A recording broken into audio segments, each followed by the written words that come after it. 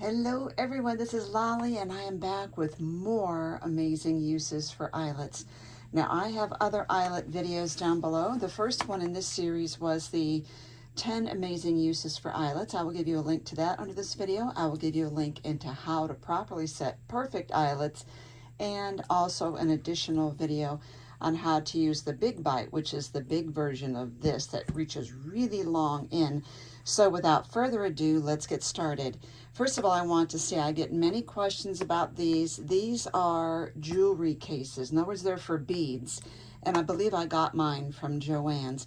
Now, the two sizes I'm using are the two that are on the crop-a-dile, which is the 1/8 inch and the 3/16 inch.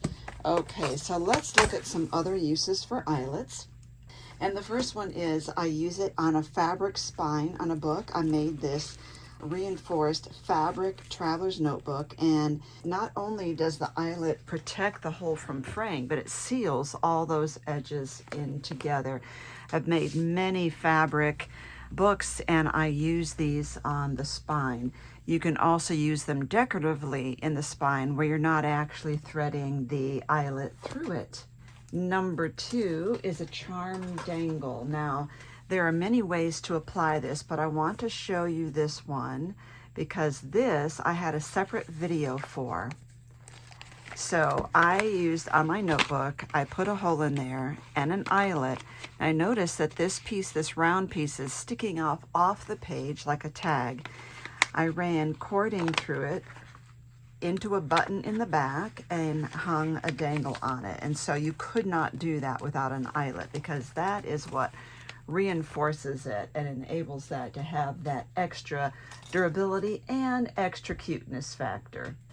Number 3 is an attacher to hold on either a label like this blue label here or a belly band. If you're familiar with a belly band, it's a band that stretches across your page and is only secured on the right and left so that you could tuck items under it. So either a book label or a belly band, you can use eyelets to attach it on both sides.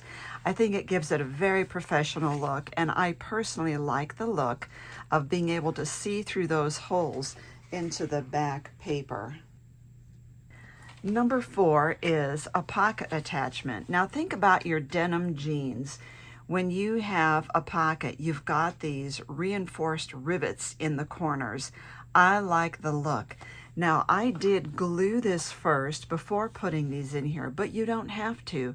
As long as you're not putting small items in your pocket, they cannot get through with those eyelets put in the corners. And I think, again, it adds an unexpected element of design and interest when you see those eyelets. I love the colors. Number 5 is actually a lace attachment or accent. So look at this. This is really interesting. I just used this beautiful crocheted lace, used my crop-a-dile hole punch to punch holes right in the center of each of those scallops, added an eyelet, and how perfect. I like the front and the back. I think it is really stunning. And again, it's just such a surprise to pull this out and see that. Number 6 is paper buttons. Now I used several layers of cardstock and a hole punch to punch out, glue them together to make them nice and sturdy. And then I used the crop-a-dile to punch holes to look like a button, but I put eyelets in those holes. And it really does look like a button. Isn't that beautiful? And what a great accent to put on your mixed media or anywhere on your project, again, to add depth and interest. Because adding interest is not just layers of paper like this, but it's paper, lace, metal, plastic, fabric, all sorts of materials that add interest. Like this has metal and lace and paper. So this would add, you know, several different layers of interest onto your project as well. Now, number 7 is a bead cap. This is a wooden bead, and it has a very large hole, and it's kind of boring. But if you take an eyelet, now I have these cream-colored eyelets, and if you glue an eyelet in each end here, suddenly you have made the hole smaller and you've made it more interesting. So now when you're making a charm out of this, this makes this look so much more interesting than this, and you can also work better with it because this is really like for macrame. You know, if you have really big cord, well, if you don't have such big cord and you don't want this just floating around in your project, this really does narrow that hole for you significantly. And you can use colored eyelets for this instead of just the cream on wood look. So if you had a painted wooden bead and you use colored eyelets, how beautiful would that look? And even when the project is side to side, you still see that little pop of color on the side.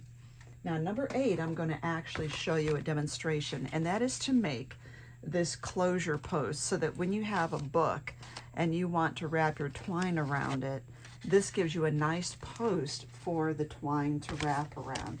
So what we do for that, we take one brad and one eyelet. Now I'm going to use this paper, and I'm feeling like it's not very sturdy. It's not very thick, so I'm going to double it over so that I have some thickness here. Now I don't want to use a hole punch to make a hole because I only need a very small hole. So let's put this in here, and I have put that about 1/4 of an inch away from the edge. You can go further in if you want this to be further in. Just measure the hole of how far in you want that. And then you're going to take this is the 3/16 eyelet, that goes upside down, and the brad goes in there through the top like that. Okay, I'll show you again. So upside down with the smooth part of the eyelet faces down, the brad goes through the top, the little legs through the hole. Then on the back, you might need pliers to separate and pull these aside because you really want to get these separated all the way. There you go. Now you can cover the back up with your favorite cardstock or whatever, but now this is the post right there. And it is perfect for winding around your cord, and it even has a little lip on it to help your cord to not slide off. There's so many fun ideas and ways to add eyelets to your projects, and I just wanted to step in here and share my enthusiasm for eyelets and hope that you kind of pick up on that too. I use a lot of We Are Makers eyelets, and I also use a lot of eyelets from Eyelet Outlet, which is an online store. I think you will find plenty of supplies from Eyelet Outlet especially. Thank you for watching. Make sure you look at those links underneath, and if this was helpful to you, please hit that subscribe button and the bell notification button to see more of my content. Thank you, everyone.